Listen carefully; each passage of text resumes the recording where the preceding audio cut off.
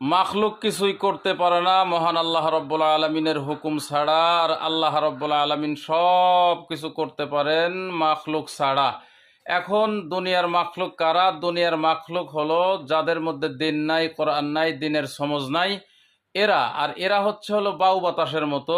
এরা শুধু বাতাস দিয়ে দিয়ে দিয়ে দিয়ে বান্দাকে জাহান্নামের দিকে ধাবিত করে, আর বান্দার টাকা পয়সা এগুলিতে লস করায়।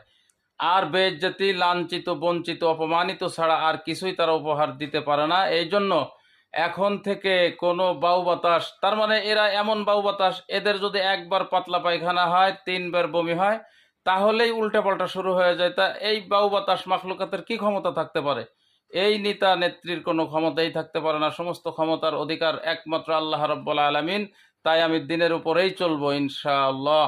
আর যার মধ্যে দিন আছে, যার মধ্যে কোরআনের সমজ আছে, ওই খলিফাকে আমির হিসেবে গ্রহণ করে নিব ইনশাআল্লাহ।